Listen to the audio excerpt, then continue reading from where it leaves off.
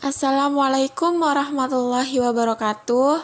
Kami dari kelompok 3 ingin memaparkan materi tentang teori klasik, keunggulan mutlak dan keunggulan komparatif.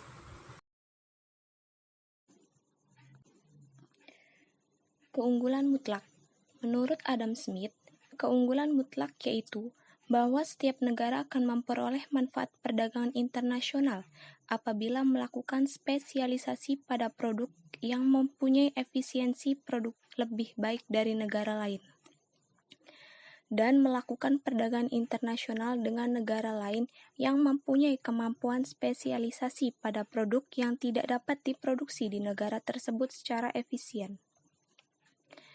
Teori ini menjelaskan bahwa suatu negara dikatakan memiliki keunggulan mutlak jika mampu memproduksi suatu barang dengan biaya yang lebih rendah dibanding dengan negara lain.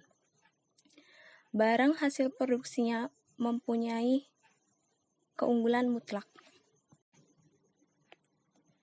Dalam teori keunggulan mutlak, Adam Smith mengemukakan ide-ide sebagai berikut.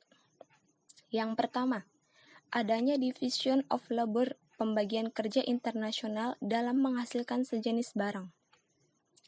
Dengan adanya pembagian kerja, suatu negara dapat memproduksi barang dengan biaya yang lebih murah dibandingkan dengan negara lain, sehingga dalam mengadakan perdagangan negara tersebut memperoleh keunggulan mutlak.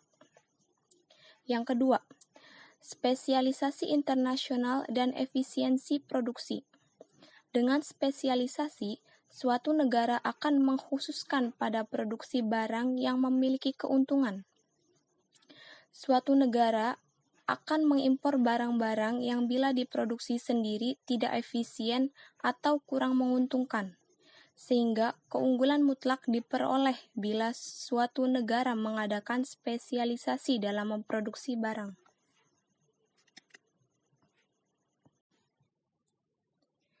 Teori keunggulan absolut dari Adam Smith mempunyai kelemahan-kelemahan sebagai berikut. Pertama, teori keunggulan absolut tidak menjelaskan dengan mekanisme apa dunia memperoleh keuntungan, output, dan bagaimana dibagikan di antara para penduduk masing-masing negara.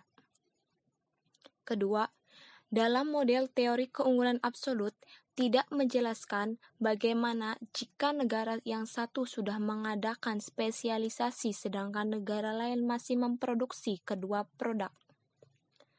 Ketiga, bahwa labor productivity berbeda-beda.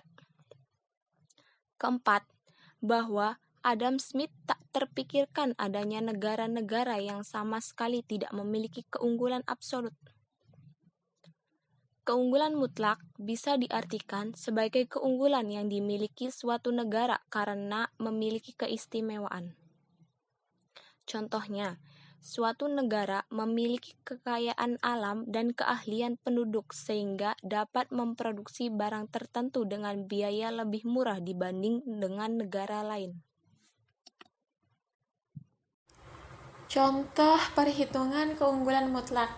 Pada tabel tersebut, kita bisa lihat Indonesia dan India itu memproduksi dua jenis komoditi yaitu pakaian dan tas. Dengan asumsi masing-masing negara menggunakan 100 tenaga kerja untuk memproduksi kedua komoditi tersebut. 50 tenaga kerja untuk memproduksi pakaian dan 50 tenaga kerja untuk memproduksi tas. Hasil berdasarkan informasi di atas, Indonesia memiliki keunggulan mutlak dalam produksi pakaian dibandingkan dengan India karena 50 tenaga kerja di Indonesia mampu memproduksi 40 tenaga kerja dan di India hanya memproduksi 20 unit. Sedangkan India itu memiliki keunggulan mutlaknya dalam memproduksi tas karena India bisa membuat 30 tas, Indonesia itu hanya 20 tas. Jadi Indonesia memiliki keunggulan mutlak dalam produksi pakaian dan India memiliki keunggulan mutlak dalam produksi tas. Teori keunggulan komparatif ditemukan oleh David Ricardo. Teori ini merupakan pelengkap dan perbaikan terhadap teori keunggulan mutlak. Teori keunggulan komparatif menekankan bahwa spesialisasi dapat meningkatkan efisiensi produksi.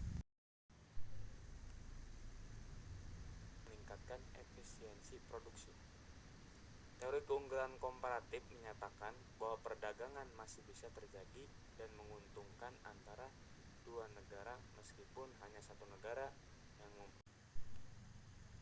keunggulan komparatif adalah keunggulan yang dimiliki suatu negara karena memiliki keunggulan lebih besar pada suatu barang dibanding barang lain, sedangkan negara lain memiliki kelemahan yang lebih kecil pada barang lainnya. Dari data di atas dapat dilihat. Dengan demikian, maka Swiss memiliki keunggulan komparatif dalam produksi jam tangan, dan Indonesia unggul dalam produksi keramik. Dengan demikian, maka akan mendorong perdagangan antara negara di mana dari hal tersebut maka Indonesia akan mengekspor keramik dan Swiss akan mengekspor jam tangan. Dengan demikian, maka kedua negara sama-sama mendapatkan keuntungan. Sekian pemaparan presentasi dari kelompok 3 tentang materi teori klasik, yaitu keunggulan mutlak dan keunggulan komparatif. Kurang lebihnya mohon maaf. Wabillahi taufik wal hidayah. Wassalamualaikum warahmatullahi wabarakatuh.